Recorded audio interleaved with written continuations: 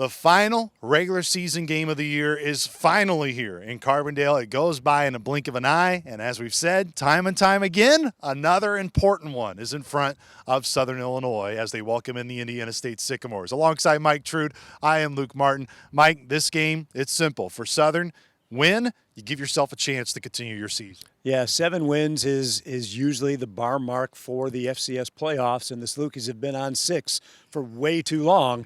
They've had not must wins, but games that could have made all of this a lot easier. This is definitely a must win for the Salukis. Every week is a must win for the Dogs because it's the next game, but there may not be a next game if they don't win this one. You know, fans will just look at a record, but you look at Indiana State this year, they've been right there with South Dakota. They've been right there with Youngstown State. They've been right there with Northern Iowa. There have been games where they've been close. They haven't made enough plays to win them, but this is a team that is much better than their record. Yeah, they're dangerous, and you're almost glad for, if you're a Saluki fan, that they won last week to get that monkey off of their back.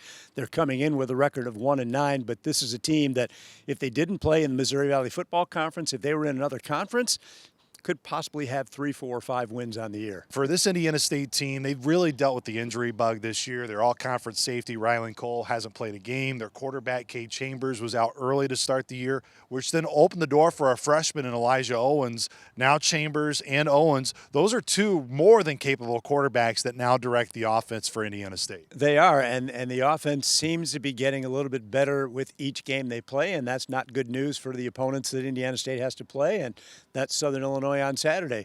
Chambers is getting his feel, and Owens will come in spots and do well also.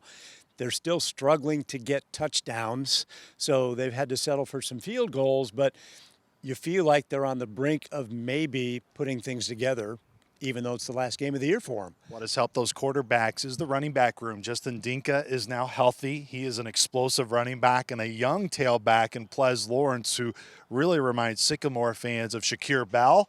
He's really starting to blossom, and those are 2 more than capable running backs mixed in with Corbin Allen. Yeah, and Corbin Allen doesn't get near the carries that the top 2 get, but the top 2 are capable at any time of getting decent yardage, and Dinka's averaging better than 4 yards a carry, and Lawrence is almost right at 5 yards a carry. So Southern has to be there. Southern's very good against the run, so it'll be, can the offensive line of Indiana State control that front 3 or 4 of the Saluki defense? Through the air, the Sycamores haven't made a ton of damage this year, but when they have, Harry Van Dyne has been their #1 target. Started his college career at Minnesota.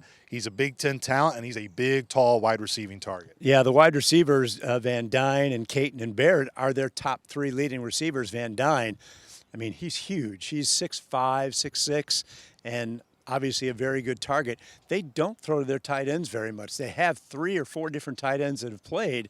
I think the total tight ends have 9 catches for the year. You mentioned Dakota Caton. He's really good in the return game. That's been something that Southern this year has been good at, trying to control special teams in those big returns. That's going to be imperative with Dakota Caton back there. Yeah, the Salukis have contained almost everybody this year in the return game. South Dakota State's big return guy didn't get off on the Salukis. North Dakota State had a big return guy, didn't get off on the Salukis. So Southern has done a good job in that category.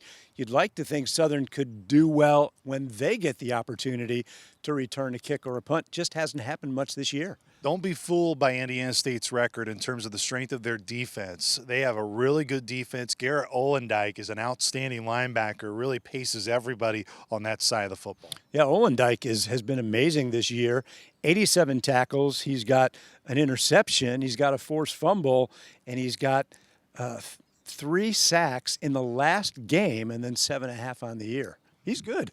He's been really good. And up front, of course, Giannini Bellazier. He's someone that's familiar with the Southern Illinois program. He's been really strong. Lucas Hunter has played a lot of football.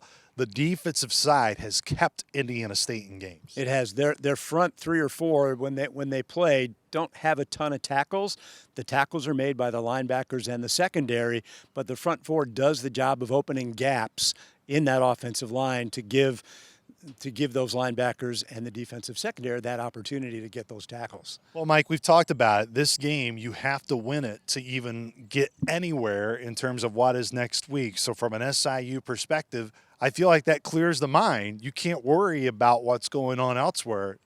you don't win on this field, it doesn't matter. Yeah, and it maybe changes the way you go about the game depending on the flow of the game. Fourth down may become very important where you're going for it a lot more than you would normally go for it because the Salukis have to win, and some think they have to have a convincing win as well to up their chances once they would get to 7 wins on the season. It will not be easy. As we've said, Indiana State, they have won 4 in a row here in Carbondale. They'll try to make it 5 in a row on Saturday, but the Salukis have other plans tomorrow afternoon. We will have our pregame coverage starting at noon across the Saluki Radio Network. If you can't join us here, we hope you can. Come on out to Saluki Stadium. It's going to be a gorgeous afternoon for the final regular season game of the year. We hope this isn't the final time you see Mike Truda and I previewing a game, but until tomorrow, go Dogs.